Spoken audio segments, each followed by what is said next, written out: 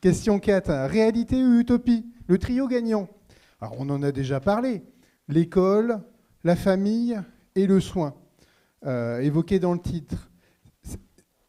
Alors, on voit plein de choses, la stigmatisation, le manque d'informations, de connaissances, des moyens difficilement mobilisables. C'est possible ça, ce trio gagnant? Parce que là, on est tous là, on se dit, ah, vous êtes géniaux, c'est super, vous avez de bonnes initiatives, mais nous, on aimerait sortir de là en se disant, ah ouais, il y a des trucs intéressants à faire. Dans la réalité. Quoi. Ouais. Qui commence? Docteur Thiel. Et là, il y a 15 minutes, c'est tout. Hein. Oui, faut y aller. Je ne vais pas prendre les 15 minutes. Non, je ne vais pas être trop gourmand. Non, mais je pense que le trio gagnant, c'est plus une question d'état d'esprit de chacun, plus que de dispositifs. On le voit ici dans notre panel, on a des dispositifs très différents et chaque situation étant singulière, ce qui va se mobiliser autour du jeune est différent. Mais je crois que par contre, l'état d'esprit dans lequel à la fois le monde de l'enseignement et le monde des soins et aussi les parents peuvent se mettre, c'est un état d'esprit empreint de souplesse, où on essaye d'évacuer toute forme de dogmatisme. Donc l'idée, voilà, c'est de partir finalement j'aimais bien votre expression là, faire feu de tout bois, hein, c'est-à-dire de partir des outils qui existent dans l'ici et maintenant et de ne pas finalement dissiper notre énergie vitale autour de dispositifs idéaux qu'on trouvera peut-être si on a de la chance, s'il y a une place qui se libère, si on est dans le bon territoire pour le faire. Donc, essayons d'utiliser notre énergie psychique pour nourrir notre créativité dans la souplesse. Par contre, je pense qu'il y a des éléments qui peuvent être des éléments qu'on peut partager, qu'on peut mettre en commun. On parlait, le docteur Benoît parlait des outils de gestion du stress. Moi, je travaille beaucoup les outils de gestion du stress avec le jeune, mais aussi avec les familles. Il y a des outils de gestion du stress qui peuvent être bien sûr entraînés, expérimentés par le jeune, mais aussi encouragés par la famille, coachés par la famille, rappelés par les enseignants pendant la journée et par les soignants.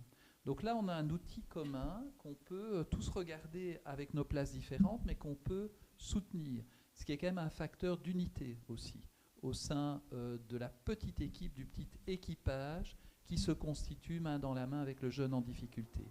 Il faut un outil commun qu'on puisse partager. Vous l'avez dit, Monsieur Combe, les échanges, par tous les moyens technologiques imaginables. C'est vrai que les réunions, ça prend du temps, se déplacer, mais je crois que parfois il faut le faire physiquement. Moi, je me déplace beaucoup dans les écoles parce que j'y crois, parce que je pense que c'est le seul moment où je suis avec tous les enseignants du jeune, où on sent un peu le pouls de l'école, et l'idée n'est pas de venir avec mes gros sabots imposer ce que l'école doit faire, mais d'écouter et de voir à ce moment-là qu'est-ce qu'on peut construire ensemble par rapport aux jeunes. Ça prend du temps. Il faut le faire aussi par d'autres biais, parce qu'il faut se voir régulièrement, les échanges par visio, les mails, enfin tout ce qu'on a comme possibilité peut nous aider. Et enfin, je dirais aussi, surtout ne pas oublier le jeune. Moi, je suis quand même frappé en Belgique, j'espère que ce n'est pas le cas en France, mais par des jeunes qui sont complètement oubliés par le système scolaire, par les soignants. Bon, ils sont sous certificat médical prolongé, souvent par un médecin de famille qui n'est pas de mauvaise volonté, mais qui est très embarrassé par la situation, qui voit les parents en détresse. Alors nous, en plus, en Belgique, il faut savoir que des absences scolaires injustifiées présentent un risque, c'est que les parents perdent leurs allocations familiales s'ils ne peuvent pas justifier de l'absence scolaire par un certificat médical. Donc il y a une pression qui est énorme sur les épaules des parents, même financière, et donc des médecins généralistes répondent parfois un peu vite en mettant 6 mois le jeune sous certificat. Des écoles acceptent parfois un peu trop vite ces certificats sans les re-questionner. Je pense que c'est important de re-questionner des certificats médicaux en tant qu'acteur du monde scolaire. Et donc, le jeune est oublié pendant 6 mois. Et parfois sans aucun dispositif mis en place. Et là, effectivement, on assiste parfois à des catastrophes. Donc, il faut faire en sorte qu'on n'oublie pas les jeunes. Et là, il y a des initiatives très belles de certaines écoles par rapport à des jeunes déscolarisés qui, par exemple, vont mettre dans le local des enseignants les photos des jeunes qui pour l'instant ne sont pas à l'école, avec une petite feuille dessous avec leurs coordonnées Messenger, pour envoyer spontanément des messages d'encouragement minimalistes, hein, mais qui font vraiment la différence, du style « on ne t'oublie pas », « on sera content de te réaccueillir quand tu iras mieux », « tu seras le bienvenu à l'école », etc. Ce sont des messages qui font la différence et qui recréent, pour utiliser une métaphore jardinière, un terreau indispensable pour que le jeune puisse revenir peut-être un jour remettre ses racines dans l'école.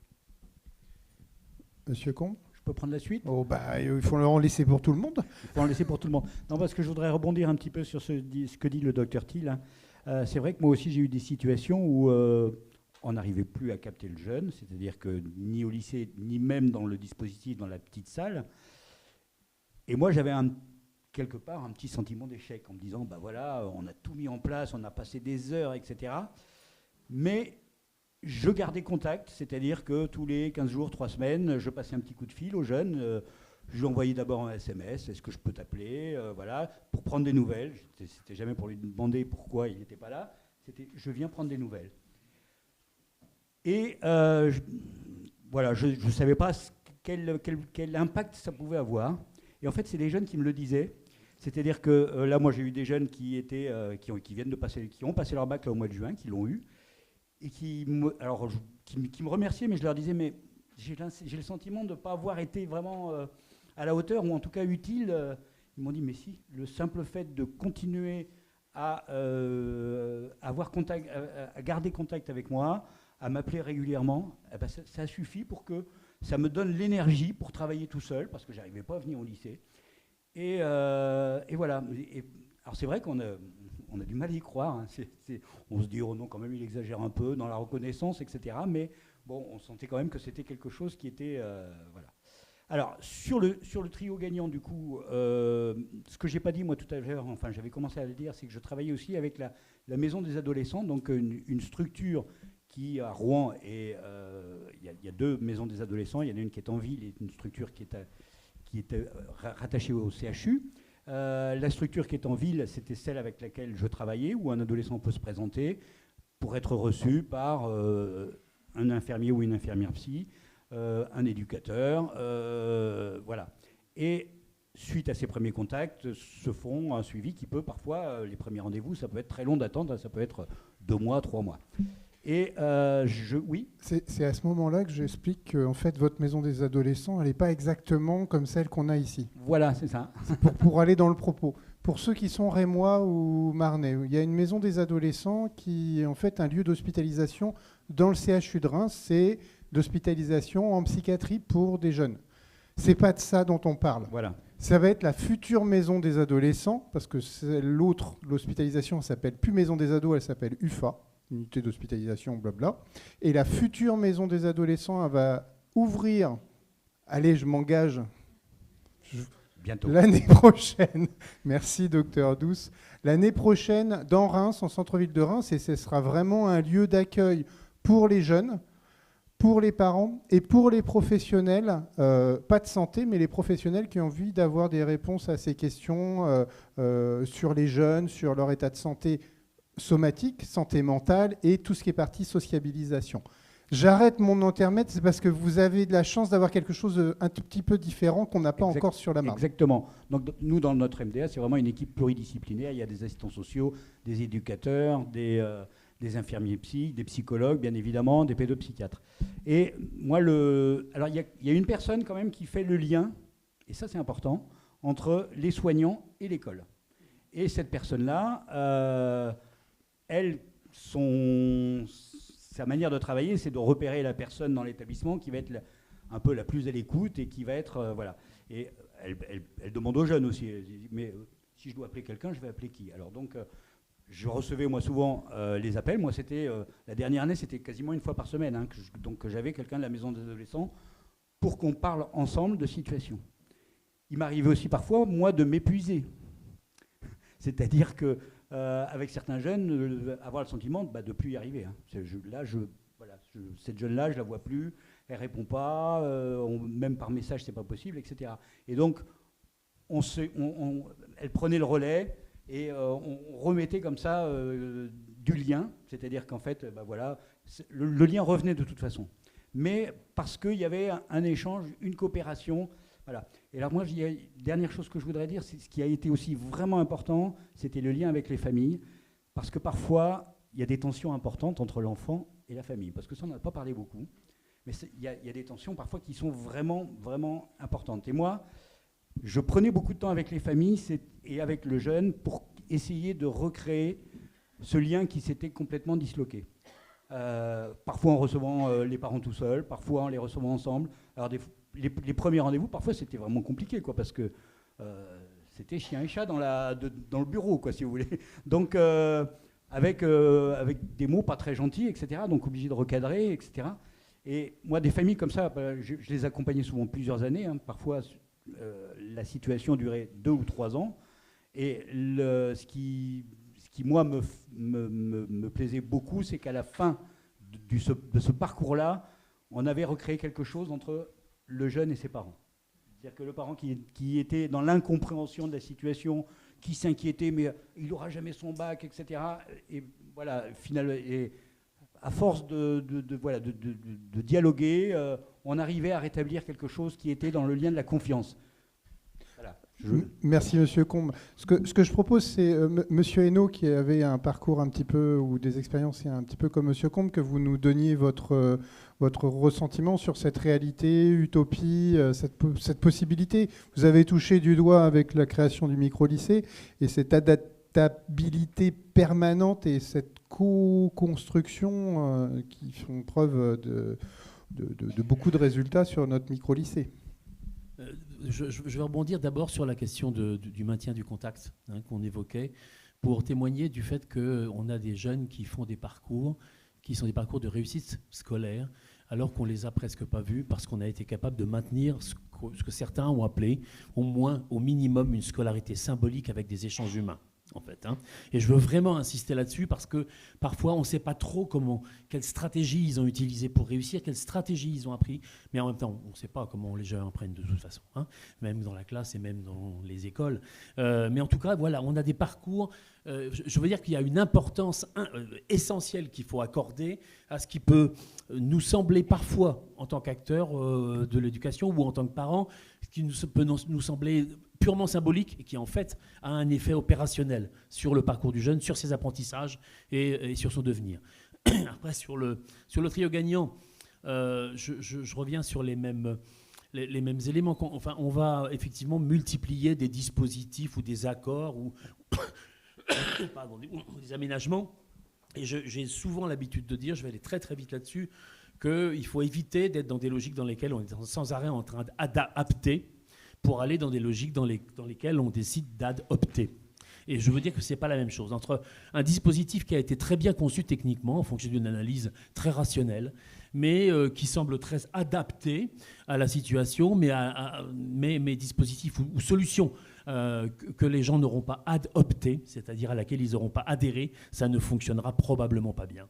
Et donc la question, c'est parfois de préférer une solution moins belle, moins finie, moins construite peut-être, mais au moins à laquelle tout le monde pourra adhérer pour se tenir à quelque chose. Parce que pour avancer, il faut se tenir à quelque chose. Et pour se tenir à quelque chose, il faut tenir à quelque chose. Alors voilà, je veux dire là-dessus qu'il y a vraiment quelque chose qui relève de... Quand on cherche quelque chose pour avancer, alors pour tel jeune, ça va être évidemment... Je ne reviens pas sur la singularité des solutions, elles sont toutes singulières. Les parcours sont singuliers, les solutions doivent être singulières.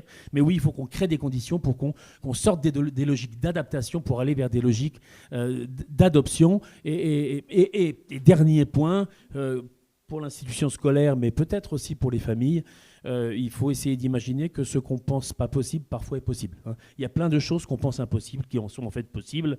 Pour l'école, c'est magistral. Hein. Pour le coup, c'est énorme. Hein. Tout ce que les acteurs de l'école pensent impossible, qui est en fait possible, y compris réglementairement, hein, et qu'on n'a pas imaginé ou qu'on ne mobilise pas. Merci beaucoup, Monsieur Hainaut. Qui veut rebondir ? Ou alors une question du public ? Moi, peut-être sur le trio gagnant, pour compléter ce qui a été dit, l'indispensable, c'est effectivement trouver les bonnes personnes, ou l'état d'esprit des personnes, je le dis autrement, quel que soit le dispositif, on peut, une fois qu'on a le paquet, le papier qu'on met autour, si le paquet est bon, ça marchera. Et le coup de baguette magique, ce serait que, alors c'est peut-être pas pour les petites classes, mais à partir du collège, comme il y a beaucoup d'acteurs qui gravitent autour de l'enfant, c'est que le jeune qui est un référent unique. Ça peut être l'infirmière, ça peut être un professeur, ça peut être la secrétaire, enfin, dans chaque situation singulière, pour faciliter la communication dans ce trio gagnant. Et éventuellement un médecin généraliste aussi pour le pôle santé, parce qu'à défaut de ces points de contact uniques, c'est de fait la famille qui essaye de coordonner, donc c'est une charge en plus dans ce qu'elle a à vivre. Donc cette notion de référent unique, peut-être la développer plus au niveau des établissements et peut-être à l'échelle au-dessus, ce qu'on appelle nous les directions départementales d'éducation, il y a de plus en plus des référents harcèlement. Il devrait y avoir en symétrie une personne de l'institution école qui est le référent phobie scolaire pour informer, former les professionnels dans les écoles. Voilà. Donc le coup de baguette magique, c'est qu'il y ait 99 référents qui sortent au pied du sapin de Noël. Alors, hélas, il n'y a que 15 places par an pour être formé au harcèlement scolaire par rectorat. J'ai fait la demande je ne sais combien de fois, donc je peux te le dire. Simplement, moi, j'aurais un message aux parents, c'est de leur dire, voilà, n'ayez pas trop d'attentes, parce que vous allez connaître les montagnes russes. C'est très long, très long, on s'inscrit dans la durée. Moi, quand j'ai appelé la première fois phobie scolaire, quand j'ai appelé APS, on m'a dit ça va être long. Je ne les croyais pas. J'aurais dit non, dans 15 jours, c'est résolu. Ça a pris plus de 3 ans. C'est très long parce que l'enfant va très mal et donc il va falloir l'accompagner par petits pas et on va faire des allers-retours. On va connaître des chutes et des rechutes. Il faut en avoir conscience. Ça fait partie justement du processus de guérison aussi, de la reconstruction. Et il y a plein de choses qu'on fait en tant que parents, en croyant bien faire. Hein. Des petites phrases comme « je crois en toi, tu vas y arriver ». Et un jour, mon fils, il m'a dit « mais arrête, il n'y a rien de pire ». Et en fait, je lui rajoutais une pression à chaque fois. Et donc, à un moment donné, j'ai compris. Il fallait aussi savoir se taire, simplement attendre. Donc voilà, je ne veux pas vous décourager, mais c'est très long. Et il faut savoir aussi écouter leurs paroles. Quand ils disent je peux plus, ben stop. Voilà. On se rappellera toujours de cette formule qu'on a à APS, c'est l'enfant justement avant l'élève. Et c'est difficile en tant que parent parce qu'il faut faire un sacré deuil. C'est beaucoup de culpabilité et il faut accepter cela. Mais voilà, il faut qu'on remette en question plein de choses, plein de stéréotypes qu'on a ancrés en nous et dont on n'a pas toujours conscience. Voilà, et accepter d'aller au ralenti, c'est pas évident dans une société qui va toujours plus vite, où on est déjà dans le projet final alors qu'on n'a pas commencé. Et ça nous change. Honnêtement, ça nous change totalement. Moi, ça m'a changé professionnellement, dans l'accompagnement de mes élèves, mais ça nous change énormément en tant que parents, en tant que personnes. On a un regard différent et j'en suis presque à dire à mon fils merci pour cette période. Finalement, tu m'as fait grandir en même temps que toi. Par contre, je ne voudrais jamais la revivre.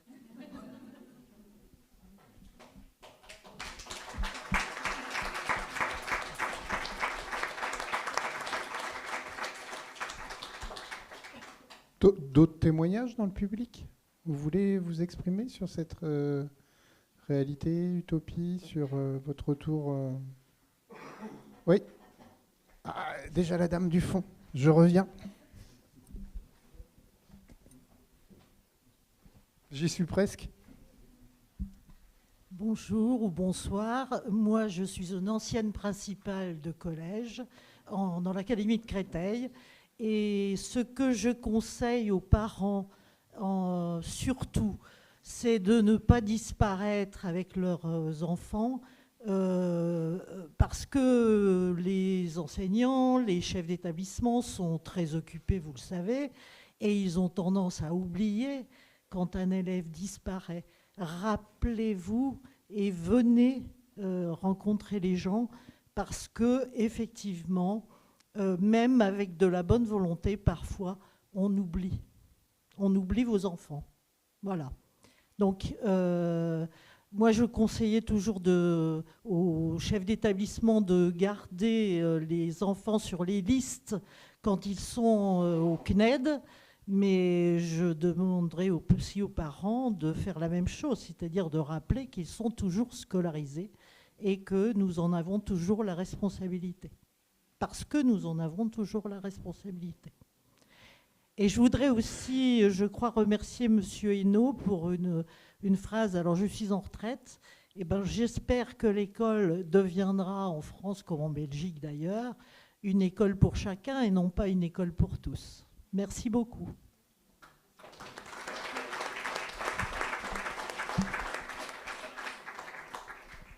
Et je reviens. Où était la dame qui m'a interpellé? Elle est ici. Moi, je voulais rajouter un quatrième intervenant parfois dans ce trio. C'est en raison d'IP parfois lancés, notamment par l'Éducation nationale. Les services sociaux s'invitent dans ce trio. Et c'est des gens qui ont vraiment besoin d'être formés parce qu'ils viennent avec des a priori énormes sur la culpabilité ou en tout cas la suspicion autour de la famille. Et moi, je le constate en tant que correspondante de l'association. Les familles les plus touchées, c'est les familles où les parents ne sont pas armés eux-mêmes intellectuellement, financièrement, par leur bagage. Le docteur Benoît tout à l'heure parlait des minorités. Ils n'ont pas la culture pour savoir s'adresser correctement aux institutions et on leur rajoute encore des bâtons dans les roues. Et les services sociaux sont censés aider ces gens-là encore plus que les autres et ce n'est pas toujours le cas malheureusement.